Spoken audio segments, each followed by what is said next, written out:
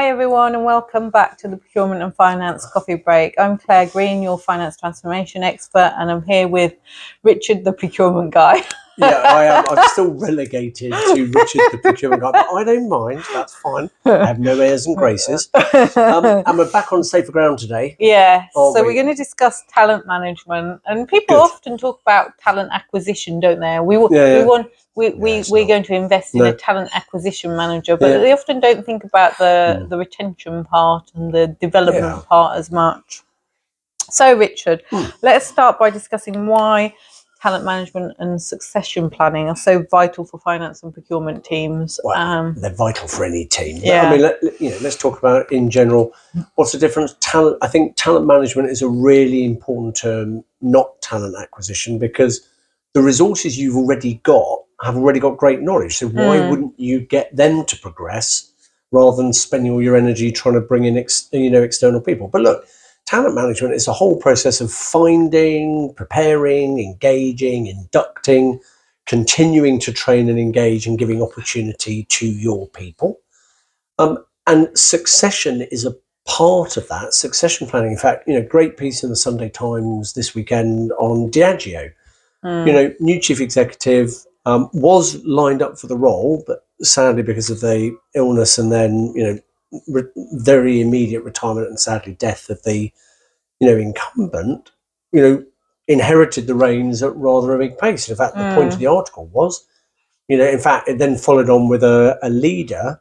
Big organisations probably need to think about succession, not just in terms of 6 months or a year, but maybe 3 years of getting the handover right to ensure continuity. So, look, it's a big deal. All of us are engaged in it in some way, whether we're a big company or a large company. And it's something that you have to devote good resources to. There we go. So look, I suppose on that note, common challenges. I mean, you've seen lots of finance teams, I've seen procurement teams, but in your view, what are the main challenges in both talent management and succession that you've observed? I think the main challenges really are developing high potential talent. As you say, I think people often talk about bringing great talent in. Two things: they don't often think about how are they retaining it. Once, let's say I've been brought into an organisation and they go, great, we've got Claire, but then how are they thinking about how they're keeping me engaged, how they're keeping me, I'm just talking about myself, for instance, it could be anyone, but how are they thinking about how I'm progressing? Often you can start in an organisation, there's all fanfare and whistles when someone starts. Oh great, but then what sort of regular touch points and development, how are they doing development planning for that individual? Sometimes it can be a bit hit and miss.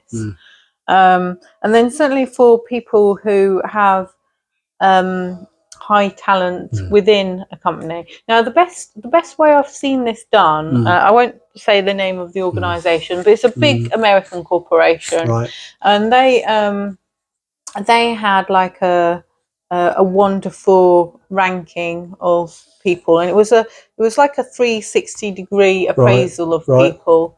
Almost 360. Basically, the individual could nominate, I don't know, 5 or 6 people to give them feedback as part of their, and it could be any from all around the team, and obviously from their manager as well.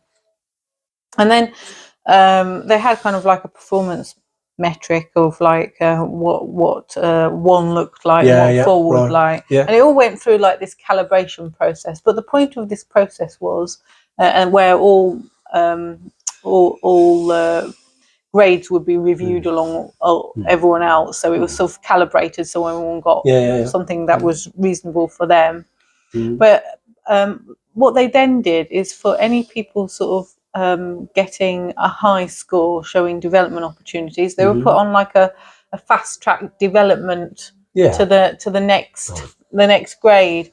And I think that doesn't often happen in a lot of organizations. How does an organization come together, collectively appraise people and then calibrate against each other, and then go, okay, well, not only for the poor developing, how do we get them up to a satisfactory standard, but then for the very high developing, how are we going to push them, engage them further?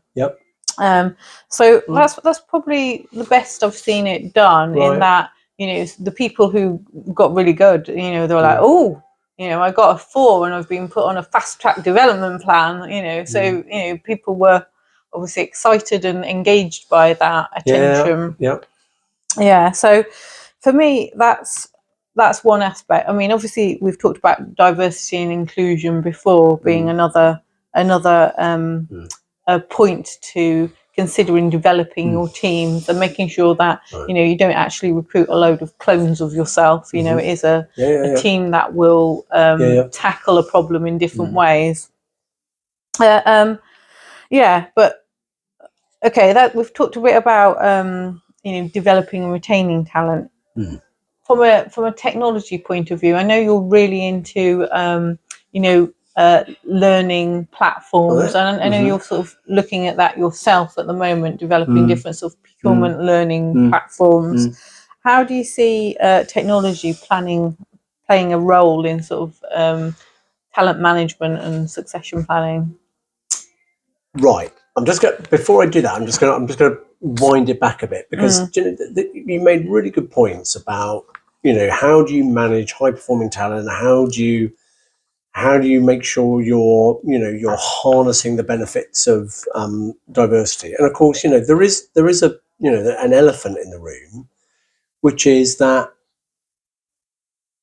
companies that put in place very rigorous sort of high performance talent identification and fast streaming can actually have a negative impact on everybody else, because they just think, well, I didn't make the cut. I'm not going to get access to all this extra training and everything else. So, what impact does it have on the people who aren't on? Because if your internal learning and development is purely focused on, accelerating the development of what you perceive as your high performing talent, and everyone else just gets the sort of the whitewash compliance training which they do online, actually there's a problem with that. And also, if you are, if you're coming at it the wrong way, and you're coming at inclusivity and diversity as targets that have to be hit, rather than realizing the benefit, the reason you're doing it, and the word that was given to me, and I will credit you when we do the notes on it, is the whole point about diversity and inclusivity is accessibility. You're making sure that your company, your products are accessible to everybody. So a target setting culture which cuts off the top people and leaves the rest with a bit of a vanilla whatever. Actually, I don't think that's the right way, and I think this is where tech can truly help, right? Because whether you're on application management systems, or you're on learning management systems for people who are in talent management systems, there's the ability to provide a really good standard of talent management and development to everybody. Your average employee should receive, every employee should receive great development in their role. Sure, put extra on top for your high performing, whether that's cycling through different departments and roles, or giving them extra and early management responsibility, but that should be icing on what is a good cake for everyone. And of course, the sad fact is, you hit a difficult period economically. What are the first two things that get cut? The travel budget and the learning and development budget, which is a nonsense, because actually, if I think about it in the world of procurement, the very time when you should be truly investing in your talent to get them ready to exploit when the market recover, and to make sure they built the relationships with suppliers, which you can only do by visiting them, is you have to make that investment in L&D and sensible travel to enable them to keep the relationships and be ready to build it. So tech is there, and I think it supports in three ways. One, it can get rid of the burden of reporting. Who's done what? What's your gender mix? Your diversity mix. Make that just something which is reported, and look after that in its own way. Secondly, it can provide ease of bringing in and identifying people and giving them access to training and experience when they go through.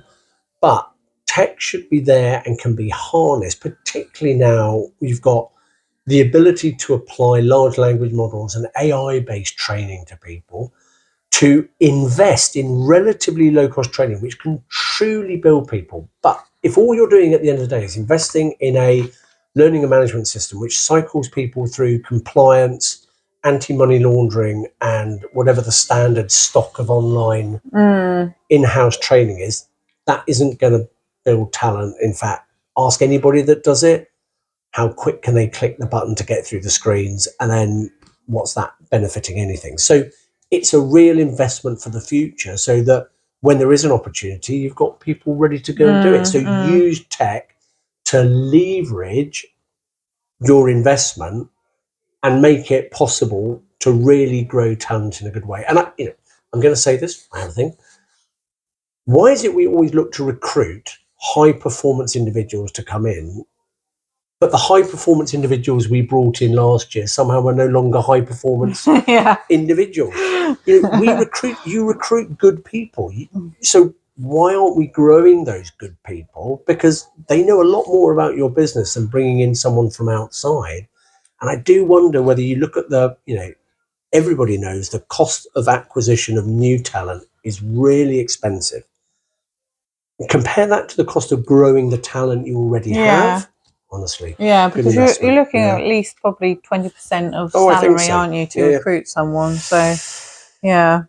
Okay. So, what are we going to go on to next? So, we've talked about technology. We've talked tech. We've talked challenges. I mean, I think before we wrap up, I suppose I'm going to come to you because you again have really great experience in looking at finance teams. It's like, from your perspective, what I always ask this question at conferences. What one thing would you advise a finance team to think about if they really wanted to uplift their talent management approach to get those kind of benefits that we want in creation of business value? Yeah, I mean, I think my first advice would be to prioritize talent development in line with your organisation goals. I think one of the first coffee breaks we talked about the IBM CEO, yes, you're right. Gina. I'm going to make a name up now. No, Gina we're quite Rometty. old, so the chance of remembering I think it's Gina Rometty or something like that. Could be right. Yeah, well done. But the point was she did I think it was a TED talk or something, but I listened to, it was ages ago, months ago now. But she said when she took over as CEO, she she wanted IBM was meant to be this innovative company, right? Yeah. But at the time she took over, there really was not being innovative anymore. Right. Okay. So one of the things they did when she took over was do like an inventory of skills. And what they found was only like 2 in 10 people in the company had skills for tomorrow. Right. So that kind of says, well, okay, we haven't been investing in skills for tomorrow, have you? God, I mean, that's a bad could do better school report. Yes, isn't it, exactly. Really? So that's my example of strategic alignment of learning with organisational goals. Yeah.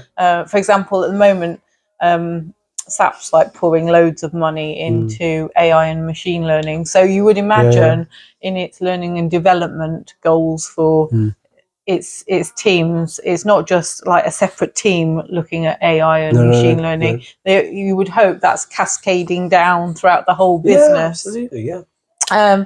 So I would say, in an example like that, where you want to be the innovators in, like I'm talking about SAP now, but let's say I know that they're investing heavy in AI and machine learning for their cloud solutions, then you would hope that they're investing in continuous learning and development of all their teams in that area, because it's so core to the success of SAP staying in that sort of Gartner's. If you've ever looked at a Gartner Magic Quadrant about who's the leaders and innovators in ERP systems, you always see SAP in the top right hand corner, and then there's Oracle, not quite as innovative.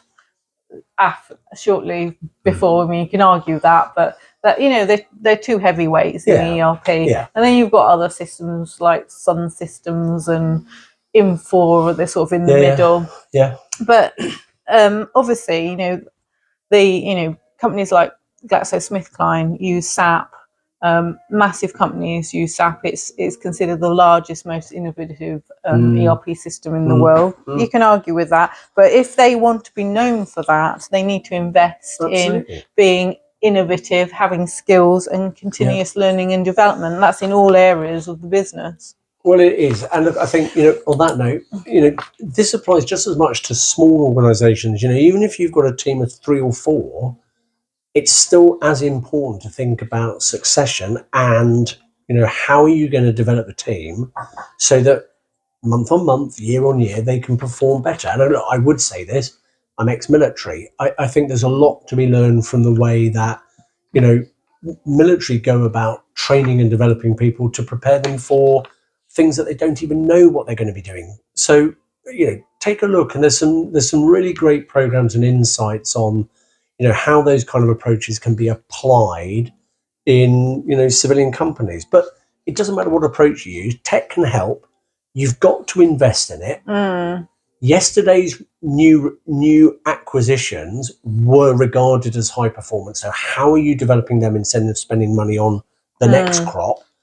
And ultimately, as you say, this is a huge source of competitive advantage, and there is competition for the best talent. So there we go. Okay. Hope you enjoyed it. So until next time, and maybe I'll stop being a guy next time. And maybe I'll elevate to something like, junior novice.